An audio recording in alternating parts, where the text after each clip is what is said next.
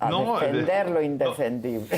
no, a ver, el tema es complejo, pero yo siempre he pensado que es por cuerda separada. O sea, entiendo que hay problemáticas internas que se deben de atender, que no se deben de dejar, que no están esclarecidas y que probablemente también sea pensando en estos temas político-partidistas, electorales, pues que en un momento dado sea inclusive conveniente, por diversas razones, no dejar esto de lado y no tratar de hacer algo que no va a pasar. Esto no se va, no vamos a dejar de hablar de este tema porque son las problemáticas que tenemos hacia adentro del país y que pues además no son exclusivas de una sola entidad, son de muchas entidades y tiene que tratarse estos temas, tiene que profundizarse. Yo he insistido, veo muy difícil entender el desarrollo de la actividad criminal en distintos lugares del país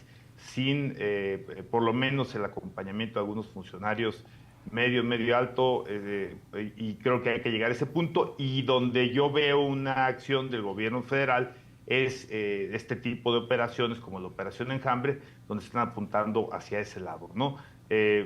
Pero lo que no puedo pensar es que no se deba atender el asunto de este encuentro del avión en el Museo de Nuevo México y lo que implica en términos precisamente de algo que la presidenta ha puesto por delante, que es la defensa de la soberanía ante un gobierno a quien se le ha abierto las puertas para hacer un planteamiento de cooperación efectiva y que además ha sido reconocida. Eso es lo que a mí siempre me ha extrañado mucho porque los funcionarios de distintas secretarías, los titulares de agencias relevantes en términos de combate a la delincuencia, al narcotráfico, han reconocido que México está pues cooperando más que nunca, creo que en algunas frases inclusive lo han dicho, y que hay un cambio de esta política de vinculación, aprovechando lo que los norteamericanos tienen, que es tecnología y también información. Entonces, creo que ha sido insistente la presidenta que es por esa vía de la cooperación y no por la vía unilateral. Y el hallazgo de este avión, pues lo que tiene, bueno, el hallazgo entre comillas, ¿no? La exhibición, que me parece que es una provocación abierta, no sé qué tan sutil, pues lo que genera es la claridad de que se están tomando este tipo de operativos de forma directa, sin ninguna consulta, sin ninguna vinculación, sin ningún acuerdo con el gobierno mexicano. Y bueno, pues esto tiene consecuencias en términos de la defensa de la soberanía nacional y evidentemente hay un embajador que o no tenía la información o simplemente a nombre de su gobierno se desentendió de esta situación, pero me parece que hoy ya es imposible decir que el gobierno no participó, ¿no? Los casos de injerencia son impresionantes. Perdónenme que traiga pero parece menor, pero creo que nos ejemplifica la forma de pensar y la forma de operar y de actuar del actual gobierno, no necesariamente de todos los gobiernos que hay en Estados Unidos, pero oigan lo de la FIFA, ¿no? O sea, verdaderamente fue escandaloso el tema de la reversión de una suspensión por una tarjeta roja, y ese es el nivel de injerencismo, y ese es el nivel de decir, a ver, señores, aquí se hace lo que yo digo y como yo lo digo. No con base, a mí me preocupa mucho inclusive, digo, jamás estaré de acuerdo en esas intervenciones unilaterales, me preocupa que haya otras, me parecería gravísimo esto que inclusive se ha rumorado que estamos esperando que pase la siguiente, ¿no? A mí me parecería muy grave, pero en realidad es algo que me parece, tenemos que entrar en ese contexto de lo delicado del momento y que sí es fundamental poner pues las cartas sobre la Es mesa que en yo no creo que términos no de supieran. qué es lo que queremos nosotros en la relación con Estados Unidos. No perdón, ¿sí se está escuchando? Sí, sí, sí. Perdóneme, perdón, es que No, muy bien.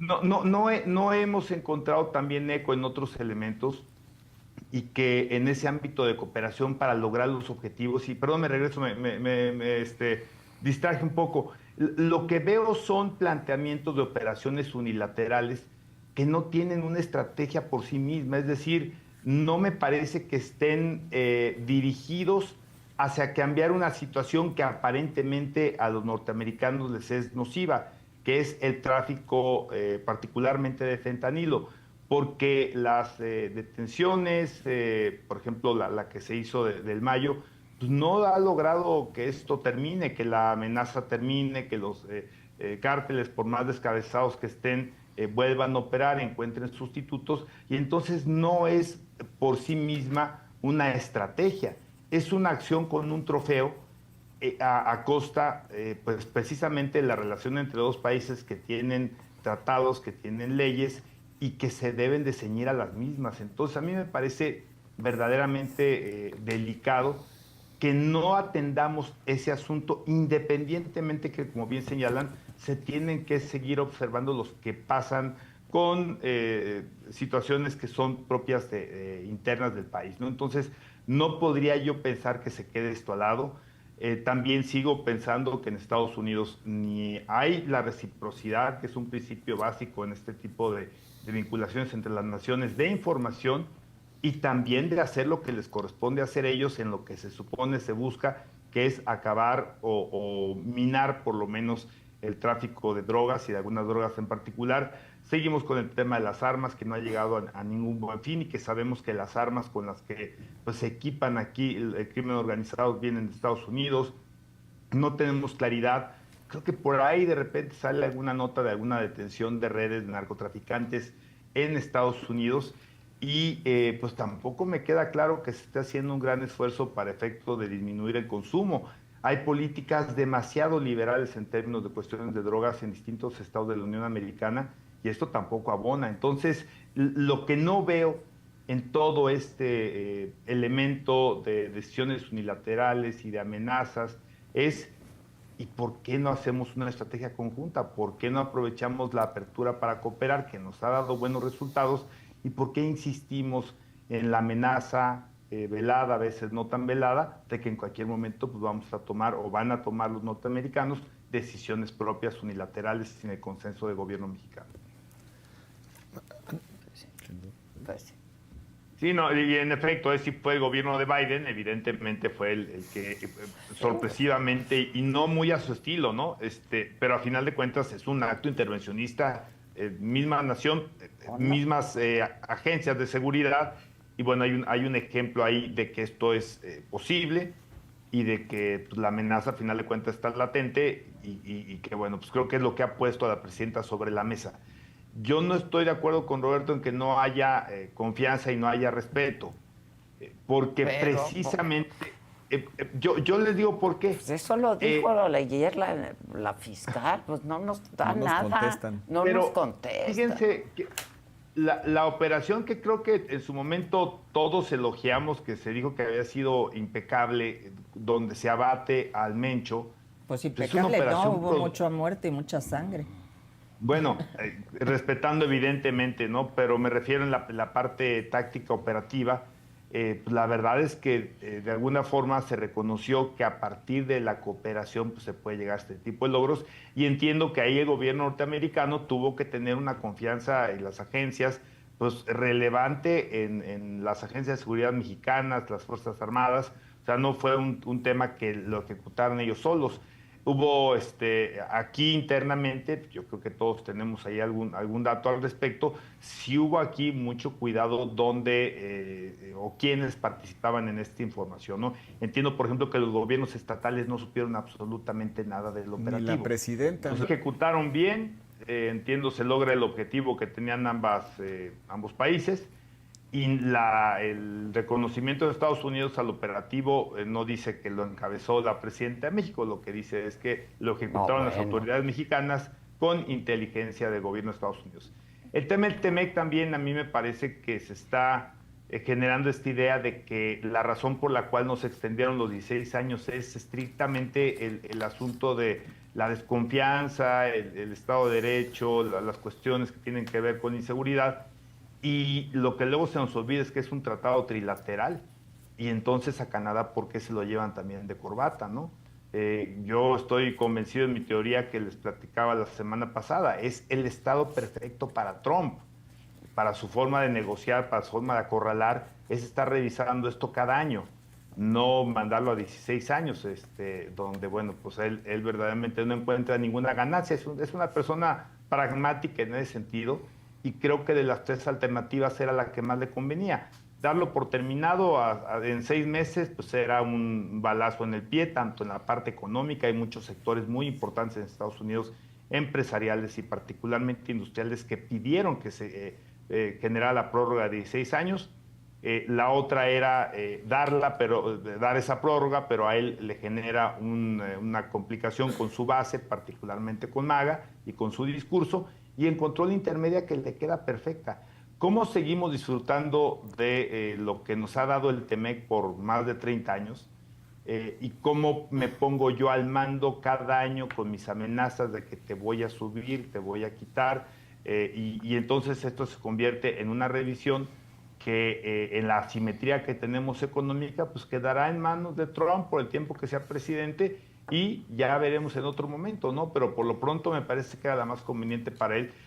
Pero sí, llevarlo esto al tema de que fue un asunto por los temas de inseguridad o los temas de las extradiciones u otros, me parece que lo estamos llevando mucho más allá de lo que realmente es, ¿no? Conociendo Yo sí precisamente creo que las pasa formas por de ahí. Trump. Yo sí creo En personalmente que Washington, en pasa. Washington o sea, abres el periódico que tiene Marco Rubio, son 5 problemas mucho más allá de lo que están pensando, ¿eh? Sí, claro. No, me queda claro. Los intereses alrededor de Vance, aguas, aguas, Él es un abogado de la tecnocracia, pero no de la tecnocracia, sino de la de los tecnos, ¿no? Sí, de los... ¿Cómo le llaman? A ver, yo estoy... Tecnomagnates. Tecnomagnates. No veo yo de verdad que haya una confusión con respecto a cómo se procese, que digo, la verdad no sé a cuáles te refieras, mi estimado Roberto, pero cómo se procese un tema en una convención, en una asamblea de Morena con respecto al tratamiento de estos temas. La verdad es que no veo un símil ni veo que sea un referente. Sí, es que piensan que es eso. Piensan que este problema temas. es del tamaño de vamos a resolver una candidatura. O sea, no sé. No, el tema, lo digo Roberto, con sarcasmo, Max. el tamaño del claro. problema es como tú lo dices. Yo no veo, y entiendo el planteamiento de la ley, o sea, lo entiendo, y me parece que es un artículo que te orilla justamente una situación pues de rompimiento con alguien que nosotros no podemos romper, y menos hoy, y menos en las circunstancias en las que estamos. Creo que sería gravísimo, y en ese tema pues tiene que ponerse en una balanza pues el bienestar del país, ¿no? Yo veo, y después de lo que pasa con el TEMEC, que si bien no termina, pero por lo menos el mensaje, y luego cortar la cooperación con Estados Unidos en materia de seguridad, pues creo que no es ni el momento ni el mensaje. Ahí sí se tiene diplomáticamente que encontrar una vía. Han cambiado mucho los esquemas de cómo hacer cómo llevar esta relación. De verdad, yo creo que la discreción, el lenguaje, todo ha cambiado muchísimo. Parece como a veces a grito y sombrerazo. Hay una, y tengo que resaltar esto, insistir, hay una asimetría. Tú decías, Roberto, los principios de represalia, de reciprocidad, y hay otro que es el de proporcionalidad. Y no estamos en condiciones, sopesando la situación en que nos encontramos, pues de ser nosotros también, hacer respuestas proporcionales a las que hace Estados Unidos, ¿no? Nosotros no vamos a ir a secuestrarle allá a los villanos, que por ahí tienen bastantes, pues porque no tenemos esa posibilidad, es totalmente asimétrico. Y yo creo que la apuesta de que Trump se va en 2 años y medio, pues también ha sido, de alguna forma, pues parte también de una imaginación de un grupo en la oposición, porque yo creo que tenemos bastante claro los perfiles que están como aspirantes. Inclusive se ha hablado mucho de los propios demócratas. No solamente esto en un esquema donde pudiera perder los republicanos la presidencia. Ha cambiado mucho, se ha transformado, creo que lo comentamos el programa pasado, y el multilateralismo, las ganancias inclusive que se pueden generar del cobro de los aranceles, en fin, o sea, se está replanteando el tema. Yo, en el caso de Rubio, sí se ha hablado mucho que es un halcón, pero me parece que es un conservador tradicional, que son más pro tratados de libre comercio que en contra, aunque la tendencia seguramente no le ayuda. Toda la gente que rodea a Trump va a decir exactamente lo que Trump quiere escuchar.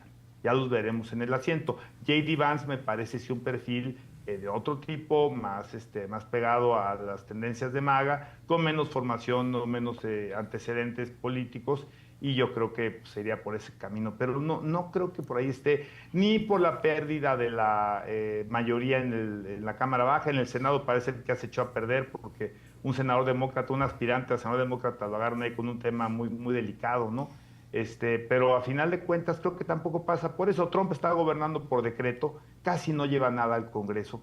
Entonces yo creo que sí tenemos una claridad de qué es lo que puede pasar en las elecciones intermedias del 26 y quiénes son las figuras que podrían estar en la boleta en el 28, y eso no garantiza que como por arte de magia de un día para otro va a cambiar la relación con Estados Unidos en términos de lo que pretenden en materia comercial, como algún elemento injerencista, ¿no? Y bien, lo dijo Rosario Robles, ¿no? Finalmente Biden fue uno de los que nos dio un llegue calladito, pero a que qué golpe nos metió. Y me refiero, nos metió en términos de cómo dejó la circunstancia, particularmente en Sinaloa, ¿no?